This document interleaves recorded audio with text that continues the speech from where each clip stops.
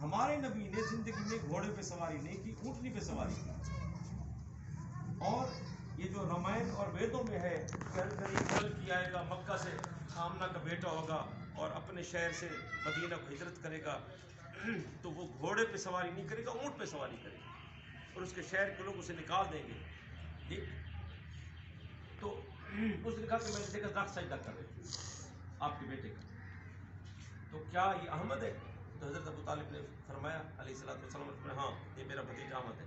اس نے کہا تجھے خدا کا واسطہ، یہ آخری نبی ہے، یہودیوں کو پتہ چلا تو یہ مار دیں گے، اس کو واپس لے جاؤ، مجھے نشانیوں سے پتہ ہے. اس کو نشانیوں سے پتہ ہے، خود مالک کو پتہ نہیں ہے.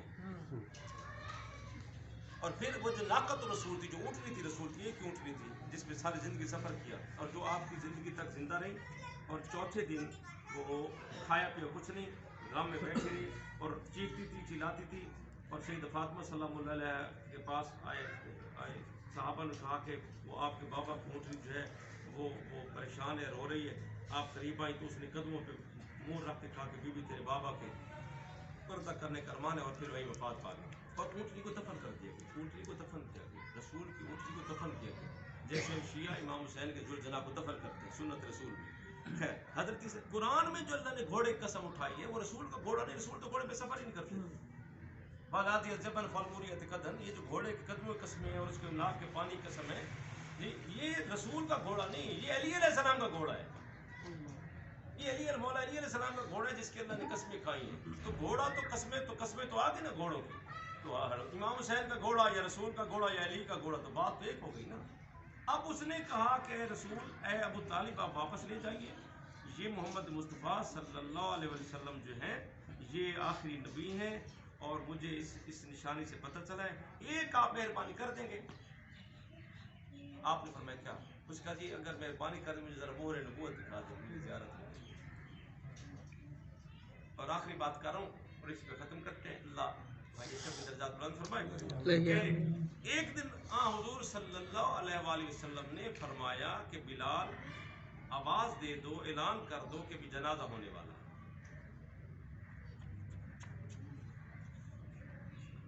اب بلال کی کیسی ضرورت کہ پوچھے کہ جناب کس کا جنازہ ہے؟ بلال کو کیسی ضرورت ہے؟ نہیں، وہ تو سچا صحابی ہے. نہیں، صحابہ کی اپنی شان ہے. یہ صحابی بلال صاحب ہے نا کہ سورہ طلوع نہیں ہونے دیا، یہ بھی صحابہ کی شان ہے نا، یہ بھی شان صحابہ میں سے ہے کہ سورہ طلوع نہیں ہونے دیا. جی اچھا، تو آپ نے فرمایا کہ بلال کہہ دو کہ جنازہ ہے، فرض کریں 11 بجے کا ٹائم ہے. اب صحابہ نے پوچھا بلال مرا کون ہے؟ یہاں تو کوئی نہیں مرا مدینے میں.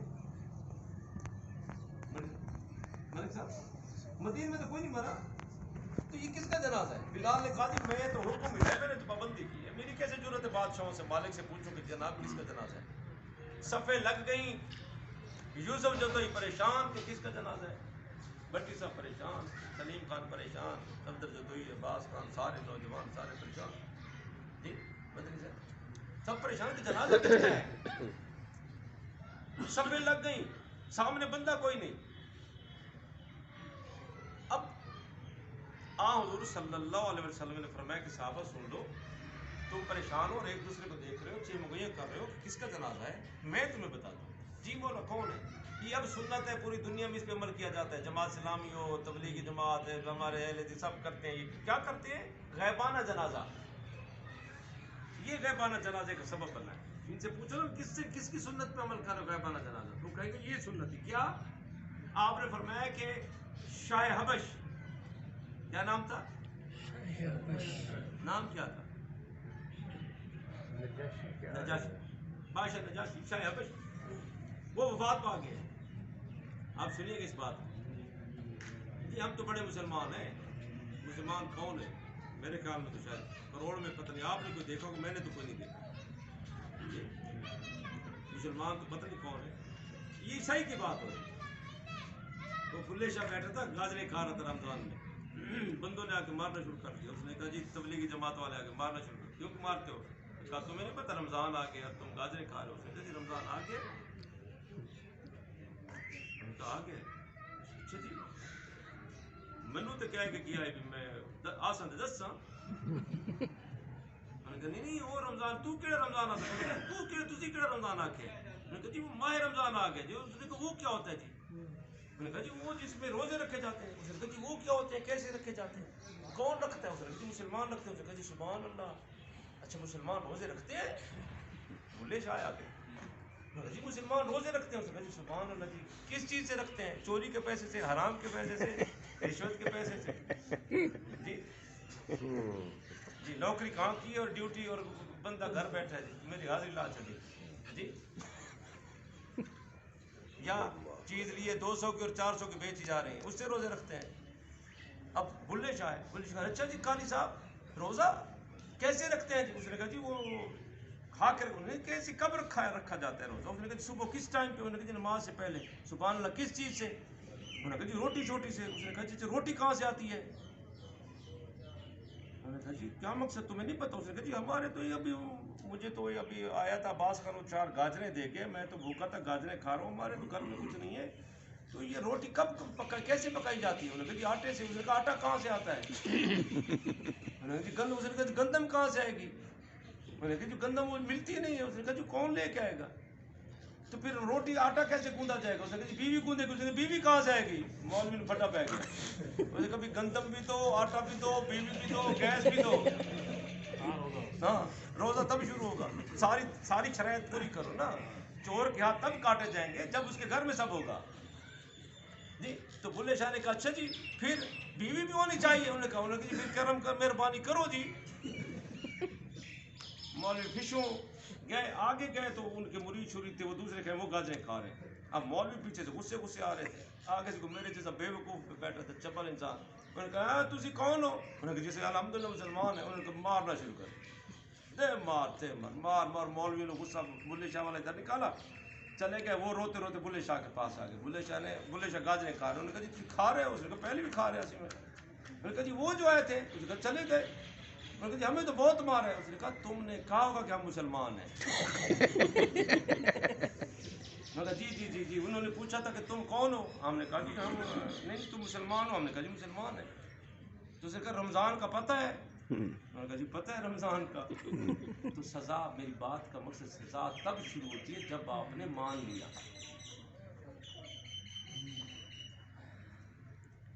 سزا پینے کی نہیں سزا اعتراف کی ہے. اعتراف گناہ بدتر از گناہ است. جب مان لیا تو تب سزا شروع ہوئی. بندہ آگے نبی کے پاس. اس نے کہا جی مولا مجھے سزا دیں. فرمایا کیوں؟ فرمایا اس نے کہا جی مولا میں شراب پیتا ہوں. فرمایا اچھا کل آنا. دوسرے دن آ گیا. مولا مجھے سزا دے. فرمایا کیوں؟ کہا جی میں شراب پیتا ہوں. فرمایا اچھا پرسوں آنا. پھر دوسرے دن آنا. پھر دوسرے دن آ گیا. مولا سزا دیں. کیوں؟ اس نے کہا شراب پیتا ہوں. مولا فرمایا 3 دن ہو گئے مسلسل تو کہہ رہے تیرا گواہ کوئی نہیں تھا.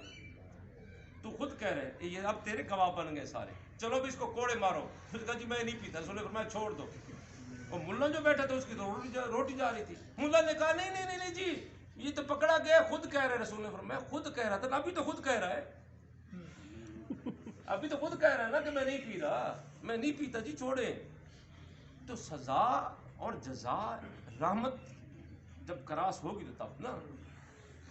تو یہ بلے شاہ کی جو ایک مثال ہے یہ ہم سب کے.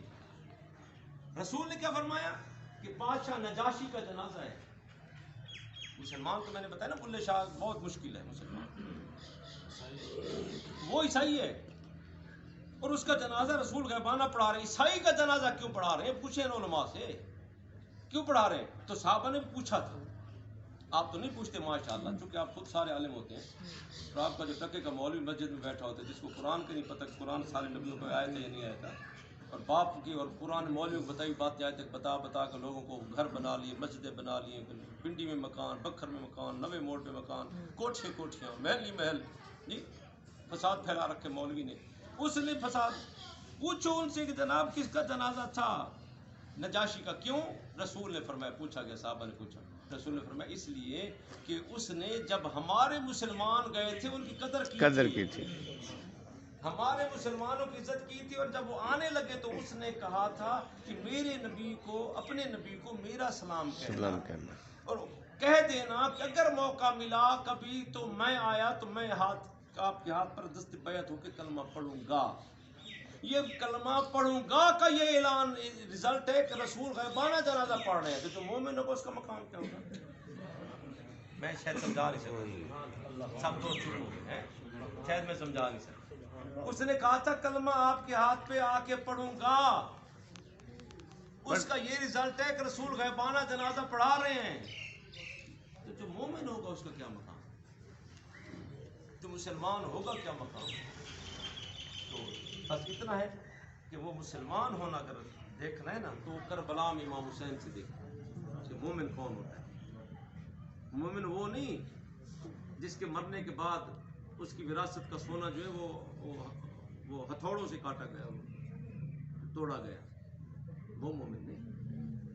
مومن وہ ہے کہ جب خدا کے دین کو ضرورت پڑی تو رزق بھی دیا، بیٹے بھی دیے، بھائی بھی دیے، بہنوں کی چادریں بھی دی، سب کچھ دے دی۔ سب کچھ دے کے بھی حسین اتنا مطمئن بیٹھا ہے کہ جب جبرائیل آئے اور کہا کہ اللہ کہہ رہے او حسین آسمان پہ جو اٹھا کے لے چلتے، جیسے عیسیٰ کو اٹھا لیا تھا، اور یہ نظام ختم کرتا ہوں، تیری بہنیں بازاروں میں نہیں جائیں گی۔ کہا نہیں جبرائیل، میری بہنیں بازار بھی جائیں گی، میں نے دین بچانا ہے، میں نے توحید بچانی ہے، میں نے رسالت بچانی ہے۔ تو جا میرے خدا سے جا کے پوچھ کہ اس کے انعام کیا ہے، اجر کیا ہے، کیا دے گا؟ تو جبرائیل نے کہا کہ مالک کہہ رہے حسین تو مانگ۔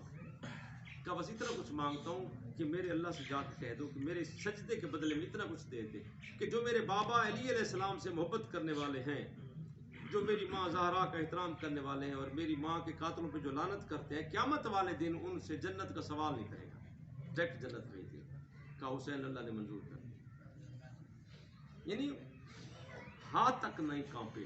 ہمارا کوئی عزیز فوت ہو جائے جی زندگی پر ہم نہیں بھولتے، لیکن حسین ایک پہ ایک قربانی دے رہے ہیں، اور مائیں سجا کے دے رہے ہیں، بچوں کو سجا کے دے رہے ہیں۔ جب علی اصغر کو لینے گئے اور اٹھا کے جانے لگے تو بی بی نے کہا کہ مولا مجھے دیں۔ کہا کیوں؟ رباب اسے میں شہید دینا کربلا نہیں۔ کہا نہیں مولا لے جائیں کربلا، لیکن میں اسے سجا کے دیتی ہوں، لوگ یہ نہ کہیں کہ حسین ماں کی مرضی کے بغیر لائے۔ تو یہ کربلا کی حسین بادشاہ نے مثال دے کے ہمیں سمجھایا، اور پھر دیکھیں کہ جو سجدہ حسین نے کیا تو سر حسین نے نہیں اٹھایا، حسین آج تک سجدے میں، حسین کا سر آج تک سجدے میں، امام حسین نے سر نہیں اٹھایا، کوئی اٹھا کے لے گئے۔ سجدہ وہ ہے کہ وہ اقبال نے کیا کہا تھا، اسلام کے دامن میں دو ہی تو چیز ہے، ایک ضرب ید اللہ ہے، ایک سجدہ شبیہ۔ ایک علی علیہ السلام کا خندق میں وہ ضرب مارنا، جس کو اللہ نے کہا تھا کہ ضربۃ علی یوم الخندق افضل من عبادت ثقلین، علی کی ایک ضربت کائنات کی عبادت سے افضل ہے۔ ہاں عبد بد، جی عبد بد کو بدھ عام طور پہ کہتے ہیں لیکن بد لفظ ہے۔ تو وہ تو اقبال نے کہا کہ اسلام کے دامن میں بس دو ہی تو چیزیں، ایک ضرب ید اللہ، ایک سجدہ شبیہ۔ کیا مقصد ہے؟ ضرب ید اللہ کیا تھی کہ وہ جب آیا عبد بد رسول کے دروازے پہ آ کے اس نے کہا تھا کہ رسول کون ہے جو میرے مقابل بھیجو گے؟ تو رسول نے فرمایا تھا من لہذا القلب، کون ہے جو اس کتے کی زبان بند کرے؟ مولا آپ نے تو کبھی کسی کو کتا نہیں کہا، تو اس کو کتا کیوں کہا؟ آپ پہ اوجھلیاں پھینکی گئی، آپ کو پتھر مارے گئے، 3 سال تک سوشل بائیکاٹ ہوا آپ کا، شیب ابی طالب میں آپ کو قید کر دیے گئے، آپ نے کسی کو کتا نہیں کہا، اس کو کتا کیوں کہا؟ فرمایا کہ جو ہمارے در پہ آ کے بھونکے وہ کتا ہوتا ہے، جو رسول کے در پہ آ کے اونچی بات کرے۔ تو جو رسول کے گھر کو جلا دے وہ کون سا مسلمان ہے؟ جو گھر پہ در پہ آ کے بھونکے، اس کو پھر علی علیہ السلام جب قتل کیا، رسول کے در پہ آنے والے کو جب وہ اونچا بولا تھا اس کو علی علیہ السلام نے قتل کیا، تو رسول نے فرمایا کہ اس علی کے ہاتھ کی ایک ضربت کائنات کی عبادت سے افضل، یعنی اتباع رسول، یعنی محبت رسول، یعنی محبت رسول جب کرو گے تو وہ اقبال کے شعر اس پہ ختم کر دو کہ محمد سے وفات ہو۔ بلال کو دیکھ لیں، پوری کائنات اس کی ہے نا، پورا نظام روک دیا کہ محمد سے وفات ہو نہیں تو ہم تیرے ہیں، یہ جہاں چیز ہے کیا لوح و قلم تیرے ہیں۔ اللہم صلی علی محمد۔ ایک دفعہ تمام صورت فاتحہ تلاوت